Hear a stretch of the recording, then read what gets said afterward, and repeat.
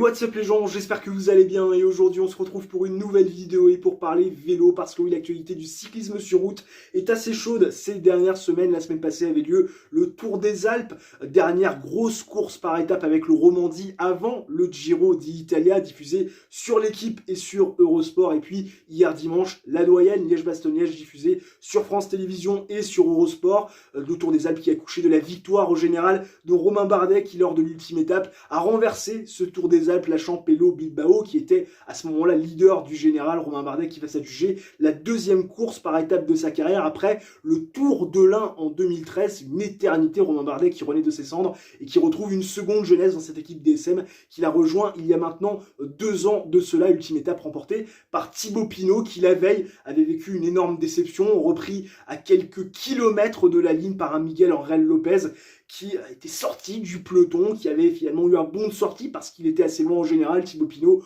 en larmes, et qui, le lendemain, retrouve le sourire en finalement s'adjugeant la dernière étape de ce Tour des Alpes. Il met fin à 1007 jours de disette, lui qui n'avait plus levé les bras depuis sa victoire sur le Tourmalet, sur le Tour de France 2019. Tour de France où il était bien sûr le plus fort, malheureusement quelques jours plus tard, vous vous en souvenez, il avait malheureusement abandonné, cette déchirure toujours présente dans notre cœur et dans notre esprit. Mais Thibaut Pinot renaît de ses cendres. Thibaut Pinot n'était pas encore le Thibaut Pinot des meilleurs jours, le Thibaut Pinot du Tour de France 2019, mais Thibaut Pinot continue à nous provoquer des émotions, continue à nous provoquer énormément de bonheur lors de ses victoires. Donc c'est bien évidemment le principal. Et puis dimanche, la victoire de Remco Evenepoel, un gamin de 22 ans qui va s'adjuger la doyenne Liège-Bastogne-Liège en attaquant dans l'avant-dernière difficulté à moins de 30 km de la ligne.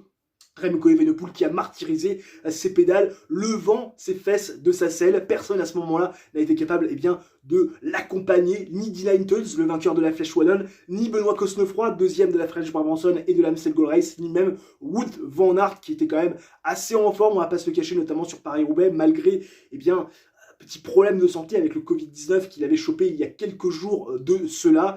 Remco Evenepoel qui est revenu derrière sur le dernier échappé et bien évidemment l'a lâché dans la dernière côte de la journée, broyant les pédales jusqu'à Liège pour aller s'adjuger le premier monument de sa carrière. Mais vous vous en doutez bien, avec le titre et la miniature de cette vidéo, que nous n'avons pas parlé de Liège-Bastogne-Liège, ni même de ce qui s'est passé sur le Tour des Alpes. Pourtant, il y aurait tellement à dire dessus, tellement ces courses ont été à rebondissement et nous ont procuré un certain suspense et surtout un certain engouement. Mais on va bien sûr s'intéresser à la chute qui est intervenue à plus de 70 km/h hier dimanche sur la doyenne.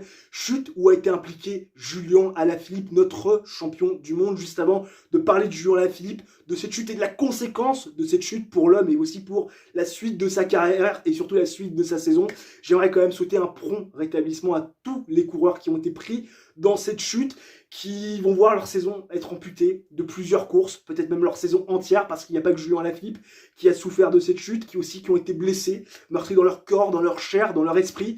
Donc je voudrais vraiment leur souhaiter un prompt rétablissement parce que Julian Alaphilippe ne vaut pas plus que ces autres coureurs, même si bien sûr on va s'intéresser plus aux champions du monde aujourd'hui parce que c'est le fer de lance du cyclisme français. Julian Alaphilippe qui a été secouru par un Romain Bardet qui a aperçu le champion du monde 2-3 mètres en contrebas au pied d'un arbre. Julian Alaphilippe qui a avoué à Romain Bardet, si on suit les dires de Romain Bardet, choqué en interview, notamment après la course, il lui a dit, Julian Alaphilippe, qu'il ne pouvait plus bouger, qu'il n'arrivait plus à se lever. Julian Alaphilippe qui a été rapatrié bien sûr à l'hôpital. Les conséquences sont assez parlantes, selon le communiqué de son équipe. 2 côtes sont cassées, il y a également un omoplate qui est cassé, le pneumothorax est touché. On sait que des blessures au pneumothorax, ça peut être handicapant dans la vie de tous les jours et surtout aussi quand vous êtes sportif de haut niveau. Il y a beaucoup de gens et beaucoup de coureurs qui avant lui ont dû mettre fin à leur carrière de manière prématurée à cause de douleurs pneumothorax parce que ça peut toucher les poumons. C'est aussi un cas de décès potentiel si on ne prend pas en charge les choses très rapidement, même si, on ne va pas se cacher, l'état de Julian Alaphilippe, selon les dernières informations de son équipe,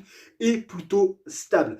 C'est forcément évident que cette chute de Julian Alaphilippe va impacter sa vie en tant que personne, en tant qu'homme, et forcément les premières pensées elles vont à sa famille, elles vont également à sa compagne Marion Rousse qui a fait preuve d'un professionnalisme énorme, qui sur France 2, malgré finalement la chute, et qui est certes partie pour avoir certaines informations, mais est revenue derrière pour commenter. Bravo à elle, parce que c'était clairement pas facile. Les pensées, bien sûr, aux familles, aux amis, et puis, bien sûr, à son petit Nino, qui, quand même, voudra un papa bien remis sur pied, et surtout un papa en pleine possession de ses moyens. Donc, forcément, déjà, les premières pensées vont à l'homme, vont à la famille, et vont à ses proches, même si, en tant que fan de vélo, on ne peut pas ne pas penser à la suite, et surtout à la suite de cette saison, à la suite de sa carrière. On sait Julien Alaphilippe, cette saison est assez compliquée, manque de forme, on l'a vu sur le Tour de la Provence, lâché par Nairo Quintana, alors qu'il pouvait jouer le général de la Tour de la Provence. Il a derrière été victime d'une chute du côté des Strade Bianche.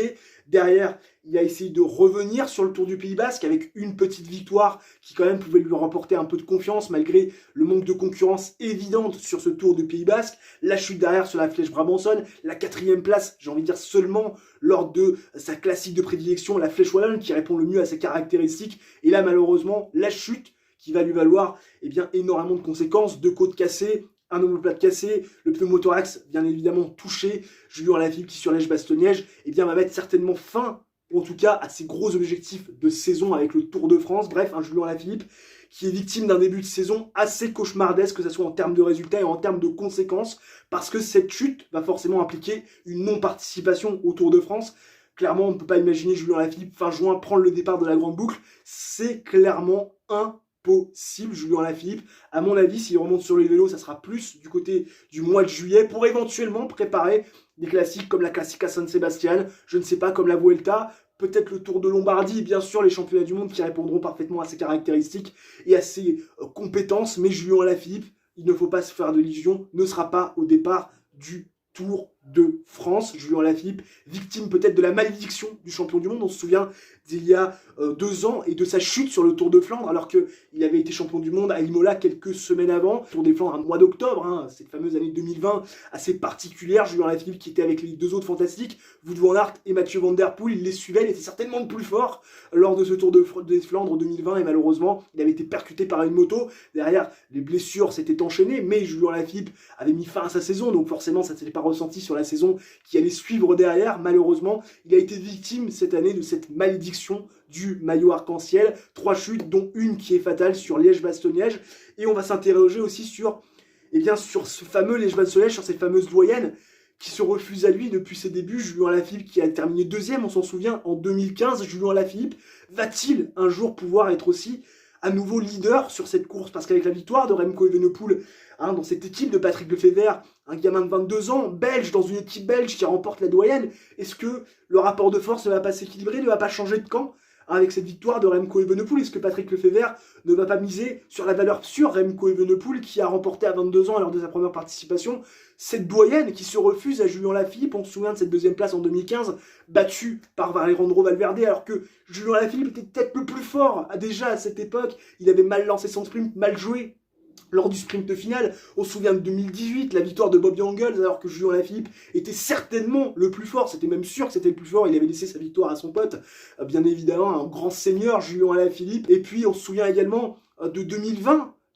et cette énorme bourde de Julien Alaphilippe, ce sprint où il a tassé Marc Hirschi, où il lève les bras à 10 mètres de la ligne et se faisant sauter par Primoz Roglic. On se souviendra de 2021, cet excès de surconfiance face à Tadej Pogacar, où il se devait de remporter ce sprint massif, plutôt ce sprint en petit comité, où il y avait David Gaudu, Tadej Pogacar et un autre coureur dont je ne me souviens pas le nom.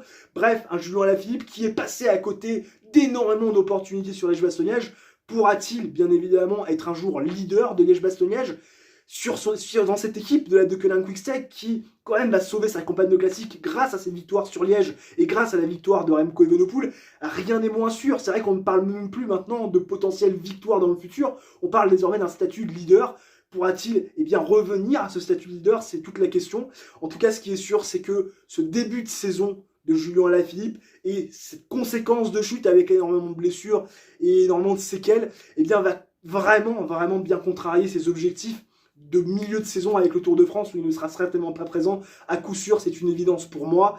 Et surtout, savoir ce qu'est avec la suite de Julien Alaphilippe. Est-ce qu'on le retrouvera sur la Vuelta? Est-ce qu'on le retrouvera sur les championnats du monde? Est-ce qu'on le retrouvera sur le Tour de Lombardie? Est-ce qu'il sera saison blanche? On ne sait pas. En tout cas, ce qui est sûr, c'est que nous, à notre niveau, on peut simplement lui souhaiter un prompt rétablissement auprès de sa compagne Marion Rousse et auprès, bien sûr, de son petit Nino. On attend, bien sûr, des mages quant à son état de santé, même s'il est jugé stable par son équipe. C'est vrai que des petites news dans quelques jours nous feraient forcément plaisir quant à l'état de santé de Julien Lafilippe et quant à l'état de santé de tous les coureurs qui ont été pris bien sûr dans cette chute intervenue à plus de 70 km/h dimanche dernier, hier, lors de la doyenne. Et puis on espère bien évidemment retrouver un Julien Lafilippe sur un vélo incessamment sous peu, pourquoi pas au milieu de l'été pour les derniers objectifs de fin de saison. Julien Lafilippe qui ces dernières semaines, ces derniers mois est jugé peut-être un petit peu moins affamé, avec un petit peu moins d'objectifs, un peu plus rongé par la pression, inhibé par la pression, mais Dieu sait qu'il a encore tellement d'objectifs à valider. Pourquoi pas devenir pour la 3e fois consécutive comme un Peter Sagan champion du monde. On sait qu'en Australie le parcours lui convient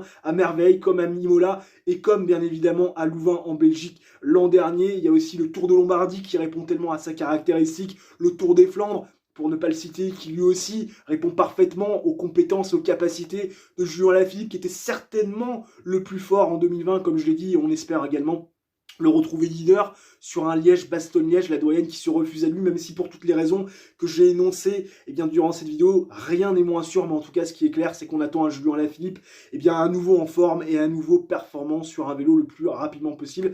Bon repos à toi, bon rétablissement à toi Julien, on espère te retrouver très rapidement. En tout cas j'espère que cette vidéo vous aura plu, n'hésitez pas à la liker, réaliser votre coup du chapeau si la vidéo vous plaît, le contenu de manière générale vous plaît sur la chaîne, c'est-à-dire le like, l'abonnement et l'activation de la cloche. Ça mange pas de pain, d'ici là portez-vous bien, ciao bye bye et à la prochaine pour une nouvelle vidéo.